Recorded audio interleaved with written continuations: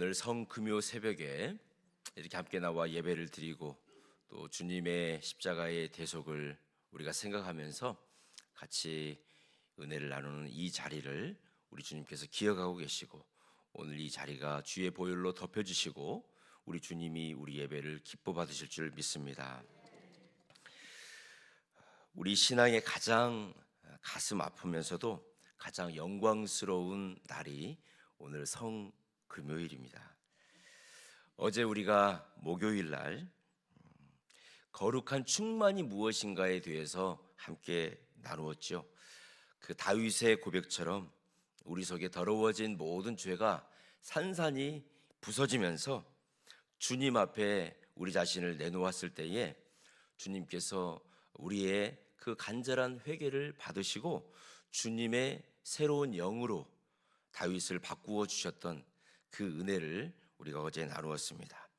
마치 우리 주님께서 십자가에 달려 죽으시기 그 전날 밤에 겟세마네 동산에서 정말 물과 피를 다 흘리시면서 자기 자신을 다 짜내면서 자기 자신이 으깨지시면서 하나님 앞에 이 잔을 옮겨주시기를 간절히 기도했던 그 예수님, 바로 그 겟세마네라고 하는 뜻이 기름 짜는 틀이라고 말씀을 드렸지 않습니까?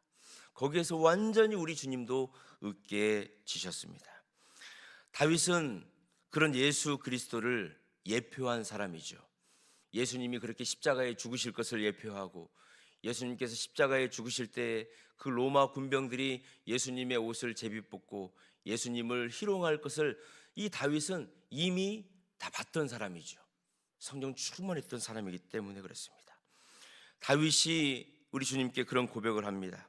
정직한 영을 새롭게 창조하여 주시옵소서. 나 자신은 고쳐가지고 쓸 수 있는 존재가 아닙니다. 주님께서 나의 심령을 새롭게 창조하여 주시고 나의 인생을 새롭게 창조하여 주실 것을 고백했던 다윗을 우리는 어제 살펴보았습니다. 왜 그렇게 우리의 심령을 새롭게 만들고 우리의 인생을 새롭게 만들어야만 할까요? 바로 그것은 우리 자신이 하나님이 부어주시는 그 정결한 그릇이 되었을 때에만 오늘 인류 역사상에서 가장 위대했던 사건, 예수 그리스도의 보혈과 예수 그리스도의 은혜를 담을 수 있기 때문에 그렇습니다. 내가 깨어지고 내가 비워져야만 우리 주님의 보혈이 나의 삶으로, 내 인생으로 들어오셔서 우리를 정결케 해 주실 수 있기 때문에 그렇습니다. 이제 우리는 그 부서졌던 심령을 가지고 인류 역사의 가장 위대했던 사건, 갈보리 언덕을 우리가 다시 한번 보기를 원합니다. 십자가에서 죽으셨던, 2000년 전에 십자가에서 죽으셨던 그 예수님, 어떤 한 의로웠던 사람의 죽음이 아니었던 것입니다. 그것은 하나님의 모든 공의와 정의가 만나는 그 사건의 현장이었던 것입니다. 우리를 향한 하나님의 사랑이 이만큼 더 크고 위대한 사랑이 없다라고 하는 것을 보여주었던 것이 십자가 골고다 언덕이었던 것입니다. 오늘 우리는 마태복음 27장의 말씀을 통해서 이제 총독의 그 뜰에서 붙어서 갈보리 언덕까지 우리 예수님께서 어떤 처절한 고난의 길을 걸어가셨는지를 생각해 보고자 합니다. 오늘 11절 말씀을 우리 한 목소리로 같이 한번 읽겠습니다. 예수께서 총독 앞에 섰을 때 총독이 물어 이르되 내가 유대인의 왕이냐? 예수께서 대답하시되 내 말이 옳도다 하시고. 우리 예수님이 얼마나 많은 침묵의 시간을 겪으셨는지 우리는 알 수가 있습니다. 예수님께서 총독 빌라도 앞에 서셨습니다. 여러분, 이 장면을 한번 생각해 보십시오.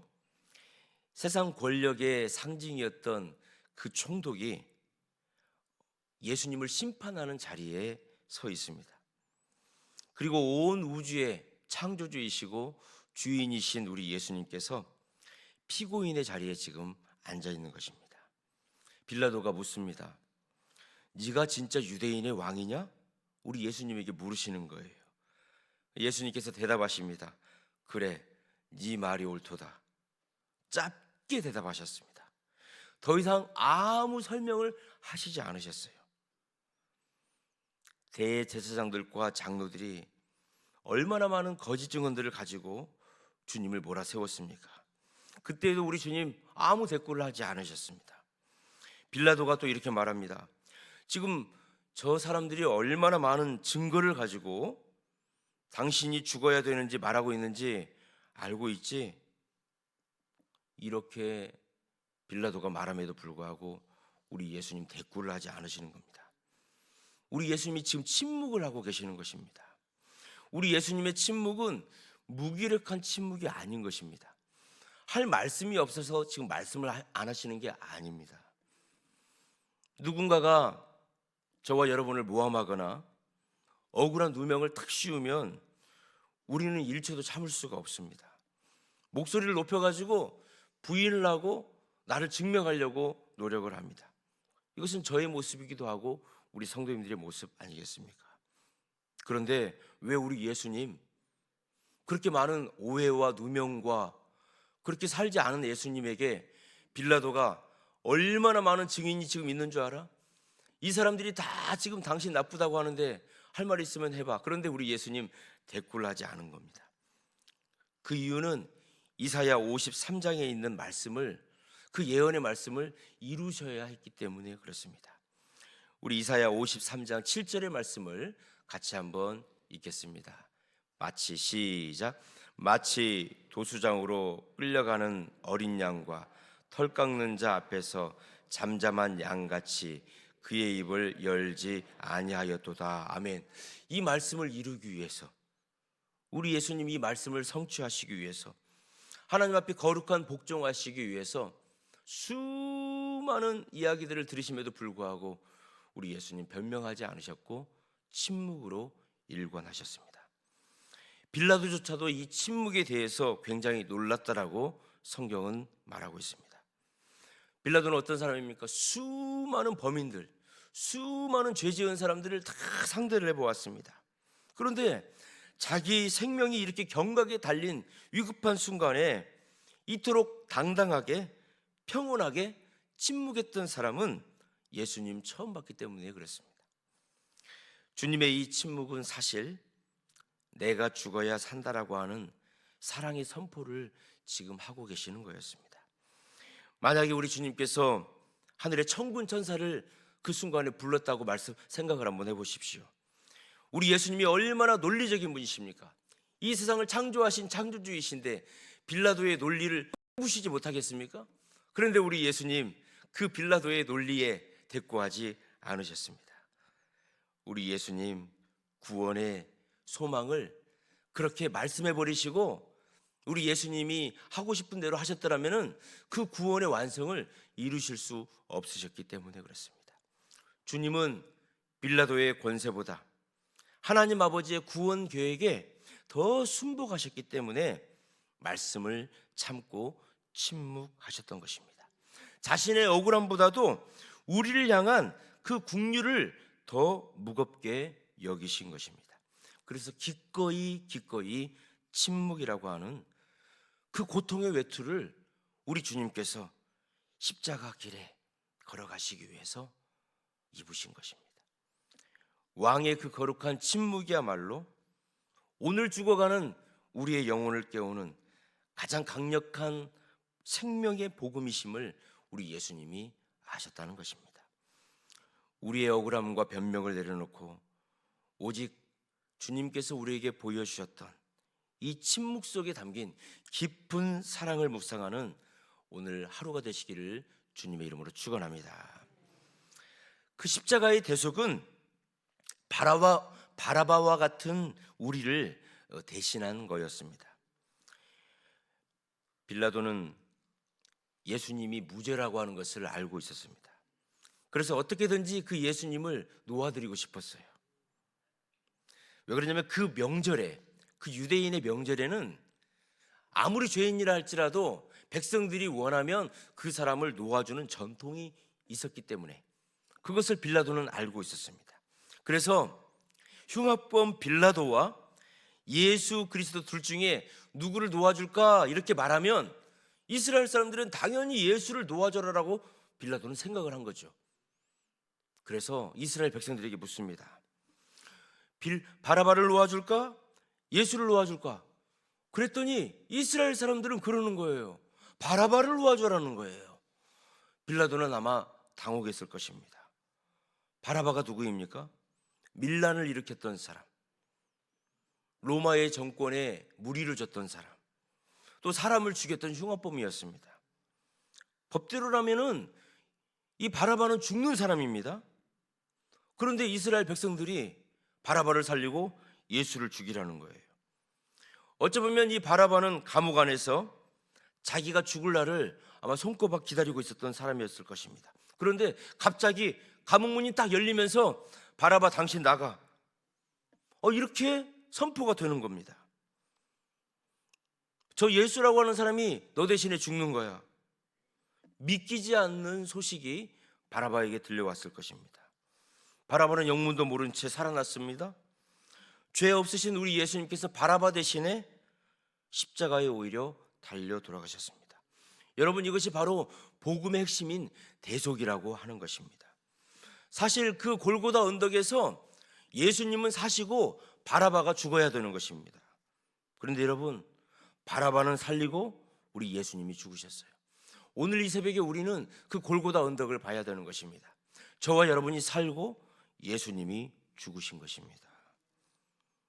우리의 죄로 인해서 죽어야 마땅할 흉악범이었던 바라바와 같은 저와 여러분이 어느 날 예수님이 죽을 거니까 너는 살리는 거야. 감옥문이 열리면서 저와 여러분이 살려진 거예요.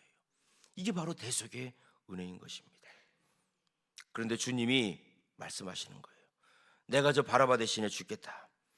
저 죄인 대신에 내가 그 형틀에 서겠다. 우리 예수님이 그렇게 말씀하시고 십자가에 달려 죽으신 것입니다. 진짜 있었던 실화인데 2차 세계대전 당시에 우리는 그 악명 높은 아우슈비츠 수용소를 너무나도 잘 알고 있습니다. 그런데 거기에 수감되었던 유대인 중에 한 명이 탈출을 시도하다가 그만 붙잡혔습니다. 그런데 탈출을 시도하다가 붙잡히면은 그 감옥에 잡혀 있었던 유대인들 중에서 10명을 대신 죽이는 형벌이 있었습니다.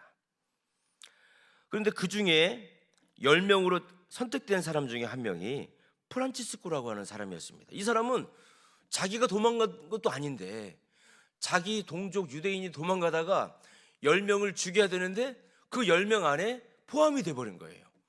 얼마나 억울합니까? 이 프란치스코라고 하는 사람이. 그러니까 이 프란치스코가 얘기하는 거예요. 나에게는 아내가 있습니다. 지금 이 안에 내 아내도 붙잡혀 있습니다. 내 어린 자식도 붙잡혀 있습니다. 그러니까 나는 이 10명 안에 들어가면 안 됩니다. 나를 살려주세요. 그런데 이 얘기가 통하지 않는 것입니다. 이미 그 10명 안에 들어와 버렸기 때문에 그렇습니다. 그 광경을 지켜보고 있었던 콜베라고 하는 신부가 있었습니다. 그 콜베 신부님이 이렇게 얘기하는 거예요. 그 수용소의 소장한테 이렇게 말했습니다. 소장님, 나는 캐톨릭 신부입니다. 나는 결혼도 안 했습니다. 나는 자식도 없습니다. 그러니까 저 프란치스코라고 하는 사람하고 나하고 좀 바꿔주십시오. 그러니까 이 소장이 그것은 허락을 해줬어요. 그래서 이 프란치스코가 살려지고 10명 안에서 나오게 되어지고 콜베 신부가 10명 안으로 들어가게 되었습니다. 그래서 그 감옥 안에서 분리가 되면서 며칠 후에 이 콜베 신부가 죽었습니다. 죽기 전에 찬송하고 하나님께 기도했다라고 하는 소식이 들어진 거예요. 자기를 살리고 자기 대신 죽은 이 콜베 신부를 이 프란치스코는 잊을 수가 없었습니다. 그래서 그 수용소에서 나온 이후에도 이 콜베 신부의 그 사랑에 대해서 계속 이야기를 하고 다녔습니다. 사랑하는 성도 여러분, 그 콜베 신부가 프란치스코를 대신했습니다. 우리 주님께서는 바로 여러분과 저를 대신해서 갈보리 언덕에 올라가셨습니다. 주님, 저 갈보리 언덕 제가 서야 되는 자리인데 우리 주님이 서셨군요. 제가 죽어야 되는 영원한 죽음을 우리 예수님이 죽어주시고 저에게 영원한 생명을 우리 예수님이 주셨습니다. 저와 여러분은 프란치스코라고 하는 사람이 형무소에서 나와가지고 많은 사람들에게 그 콜베 신부에 대한 이야기를 했듯이 저와 여러분은 예수 그리스도의 은혜와 사랑을 나누어 줘야 되는 그 은혜를 꼭 기억해 둘 줄 믿습니다. 주님, 저 자리가 제가 서야 될 자리였습니다. 주님께서 저를 대신하여서 죽어주셨습니다. 이 대속의 사랑 앞에서 우리 어찌 눈물을 흘리지 않을 수 있겠습니까? 사랑하는 성도 여러분, 저와 여러분은 부활을 믿는 사람인 줄 믿습니다. 오늘 본문을 보셨을 때에 말씀을 꼼꼼히 읽으셨던 분은 이런 말씀이 있었나? 라고 하는 것을 찾아내신 분도 있을 겁니다. 우리 예수님이 십자가에 죽으실 때에 무덤 문이 열렸다는 거예요. 우리 예수님이 십자가에 죽으실 때 무덤의 문이 열렸다는 거예요. 여러분, 어찌 무덤의 문이 인위적으로 열릴 수 있겠습니까? 그것은 우리 예수님이 십자가에 달려 죽으신 것은 하나님 아버지께서 허락하시고 인류 일대에 너무나도 가장 큰 소중한 일이었다라고 하는 것을 무덤 문이 열리면서 보여주셨던 거예요. 그러면 우리는 궁금하죠. 그 무덤 문이 열리고 나서 무덤에 있었던 사람들은 어땠습니까? 우리 예수님이 십자가에서 죽으시고 3일 동안 무덤에 계시는 동안에 그 무덤 문은 열렸지만은 아무런 반응이 없었습니다. 우리 예수님이 부활하셔서 첫 열매가 되셨을 때에 그 무덤 문이 열렸고 나서 3일을 기다렸던 사람들이 예수님과 함께 부활했다라고 오늘 마태복음 본문에서는 기록되고 있는 것을 알 수 있습니다. 사랑하는 성도 여러분, 우리는 사도신경을 매 순간마다 고백하며 그것을 하나님 앞에 신앙의 고백을 하는 사람인데, 사도신경 맨 마지막 부분에 무엇이 있습니까? 몸이 다시 사는 것과 영원히 사는 것을 믿습니다라고 우리는 늘 고백을 하는 거예요. 저와 여러분은 예수님이 십자가에 죽으시고 3일 동안 무덤에 계시고 부활하신 것을 믿는 것처럼 첫 열매 되신 예수 그리스도의 뒤를 따라서 반드시 우리가 죽더라도 무덤 문이 열려 다시 부활하는 저와 여러분인 것을 믿는 믿음의 고백이 있기를 주님의 이름으로 축원합니다. 오늘 성금요일에 저와 여러분은 그것을 고백하는 사람들인 것입니다. 예수님께서 나를 대신하여서 저 골고다 언덕에서 대신 죽어주시고 우리는 예수님의 죽음으로 새로운 생명을 얻었다고 하는 것을 기억하는 오늘 성금요일이 되기를 주님의 이름으로 축원합니다. 오늘 우리가 읽었던 45절부터 51절 말씀을 보십시오. 우리 45절의 말씀을 같이 한번 읽겠습니다. 시작.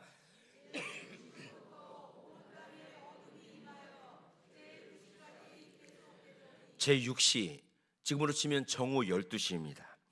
12시에서부터 온 땅의 어둠이 임하게 되었습니다. 언제까지요? 우리 예수님이 운명하신 제9시 오후 3시까지. 12시에서부터 오후 3시, 여러분 이 시간은 가장 밝을 때입니다. 태양빛이 가장 뜨거울 때이기도 하죠. 그런데 우리 예수님이 십자가에 달려 돌아가실 때에 가장 밝아야 될 그 낮에 온 우주가 가장 어두우면서 침묵하게 된 것입니다. 그리고 제9시에 우리 예수님께서 절규하셨습니다. 엘리 엘리 라마 사막다니, 나의 하나님 어찌하여 나를 버리셨나이까. 여러분, 이 외침, 우리 예수님의 이 외침, 육신의 고통, 그 십자가에서 가시면류관을 쓰시고 창을 받으시고 손과 발에 못을 박히셔가지고 그 고통 때문에 우리 예수님 그렇게 외치셨을까요? 단절 때문에 그렇습니다. 단절. 영원 전부터서 지금까지 성부 하나님과 예수 그리스도 이 독생하신 이 아들은 한 번도 떨어져 본 적이 없었어요. 항상 같이 다니셨어요. 그런데 우리 예수님께서 온 세상을 구원하시기 위해서 십자가에 달려 돌아가시는 그 순간 아버지와 참 단절을 경험하게 된 거예요. 아버지께로 버림받았다고 하는 그 마음, 그 지옥까지 가야 되셨던 그 예수님의 그 마음, 그래서 우리 예수님께서 십자가에서 엘리 엘리 라마 사막다니를 외치시게 된 것입니다. 우리가 하나님으로부터서 영원히 버림받아야 될 그 단절을 우리 주님께서 이 순간 대신 경험해 주신 것입니다. 사랑하는 아버지가 아들의 비명을 외면하셔야 되는 시간이 바로 이 십자가 대속의 시간이었던 것입니다. 그만큼 단절을 경험하시고 아버지가 아들을 외면해야 될 것만큼 우리의 죄가 하나님 앞에서는 그만큼 무겁고 처절하고 비통했다라고 하는 것을 말씀해 주는 것입니다. 그러나 우리 주님께서 이렇게 말씀하셨습니다. 다 이루었다, 다 이루었다 하시면서 그 영혼이 떠나가실 때에 놀라운 일이 벌어졌습니다. 51절 말씀입니다. 우리 같이 한번 읽겠습니다. 이에 성소 휘장이 위로부터 아래까지 찢어져 둘이 되고 땅이 진동하며 바위가 터지고. 성소에서는 어떤 일이 벌어졌습니까? 하나님과 인간된 사이를 가로막았던 성소의 휘장의 거대한 벽이 찢어졌다는 것입니다. 약 10cm 이상 되어지는 이 두꺼운 휘장이 사람의 힘으로는 절대 찢을 수가 없는 것인데 이 휘장이 찢어진 것입니다. 그런데 어디에서부터 찢어졌습니까? 이 휘장이 아래에서부터 위로 찢어졌습니까? 위에서부터 아래로 찢어졌습니까? 위에서부터 아래로 찢어졌다는 게 중요한 것입니다. 인간의 힘으로 아래에서부터 위로 찢을 수가 없는 것입니다. 하늘로부터 직접 찢어주신 것이죠. 누가요? 하늘 아버지께서. 예수 그리스도의 몸을 찢으신 것처럼 하늘 아버지께서 우리 예수님 십자가에 달려 돌아가실 때 위로부터 아래로 그 막혀있는 휘장을 우리 하나님이 찢으신 것입니다. 하나님과 우리 사이에 가로막혀 있었던 그 죄의 장벽을 우리 하나님이 찢어버리신 것입니다. 영원히 허물어 버리신 것입니다. 그래서 대제사장만 들어올 수 있었던, 그것도 1년에 한 번 들어올 수 있었던 그 지성소로 가는 그 길, 그 막혀 있었던 휘장을 우리 하나님이 위에서부터 아래로 찢어버리신 것입니다. 그래서 이제는 누구든지 그 지성소를 갈 수 있는 제사장으로 우리 주님이 살려주신 것입니다. 세워주신 것입니다. 주님의 죽음은 곧 우리의 시작이 되었습니다. 주님의 단절이 우리의 영원한 회복이 된 것입니다. 사랑하는 성도 여러분, 갈보리 언덕의 십자가는 우리를 향한 하나님의 최고의 사랑의 확증인 줄 믿습니다. 내가 너를 이만큼 사랑한다, 내 아들을 버려서라도 너를 얻고 싶은 것이 이 아버지의 마음이었다. 오늘 우리가 읽었던 이 마태복음의 본문을 통해서, 그리고 오늘 우리 십자가 지셨던 우리 예수 그리스도를 생각하면서 오늘 이 새벽에 십자가 아래에 우리의 모든 교만과 자기의 의를 내려놓는 복된 하루가 되기를 간절히 소망합니다. 바라바처럼 죽어 마땅했던 저와 여러분을 우리 예수님께서 살려주시고 친히 우리 예수님께서 골고다 언덕에 십자가를 지셨습니다. 더 이상 멀리서 구경하는 자가 아니라 찢어진 휘장 사이로 우리를 부르시는 하나님의 품으로 오늘 들어가는 복된 날이 되기를 간절히 소망합니다. 십자가의 고난의 끝, 그 십자가 고난의 끝은 생명의 절정인 것입니다. 오늘 하루 갈보리의 그 붉은 피, 그 십자가의 대속을 우리가 묵상하면서 우리를 위한 하나님의 사랑, 예수 그리스도의 사랑을 깊이 묵상하는, 새로운 영을 창조받는, 새로운 인생을 재창조하는 저와 여러분 되시기를 주님의 이름으로 축원합니다. 기도하겠습니다. 만군의 주 여호와 하나님, 갈보리 꼭대기 저 지친, 저 거친 십자가 위에 달리신 우리 예수님을 바라봅니다. 우리를 위해서 침묵하시고 우리를 대신에 버림받으시고 물과 피를 다 쏟으신 그 말할 수 없는 사랑 앞에 오늘 이 새벽 우리의 고개를 숙입니다. 주님, 오늘 우리가 십자가 앞에서 정직해지게 하여 주시옵소서. 총독 빌라도 앞에서 침묵하심으로 순종의 본을 보이신 주님을 닮아서 우리도 내 의를 앞세우지 않고 오직 주의 뜻에 복종하게 하여 주시옵소서. 바라바와 같은 우리를 대신해서 죽으신 그 대속의 은혜를 잊지 않게 하여 주시고 찢어진 휘장 사이로 우리를 맞이하시는 그 하나님의 가슴 벅찬 사랑을 경험하게 하여 주시옵소서. 오늘 하루 갈보리 언덕의 그 사랑이 우리 삶의 모든 이유가 되게 하여 주시옵시고 우리의 모든 상처와 깨어진 조각들이 십자가의 보혈로 치유되게 하여 주시고 부활의 아침을 기다리며 십자가를 자랑하며 승리하는 성금요일이 되게 하여 주시옵소서. 하나님, 이 시간 간절히 기도합니다. 십자가 앞에 우리의 가정과 나의 인생을 온전히 맡기게 하여 주시옵소서. 우리 교회와 우리 민족을 향한 간절한 하나님의 사랑을 이 시간 경험하게 하여 주시옵소서. 이 민족의 악한 모든 법들이 철폐되게 하여 주시옵시고 이 민족이 다시 한번 십자가로 거듭나게 하여 주시옵소서. 오늘 주님의 십자가를 묵상하면서 오늘 이 새벽에 우리의 모든 죄를 고백하고 주님께서 우리에게 새로운 생명을 주신 것을 감사하는 이 새벽이 되기를 원하며 예수님 거룩하신 이름으로 기도드립니다. 아멘.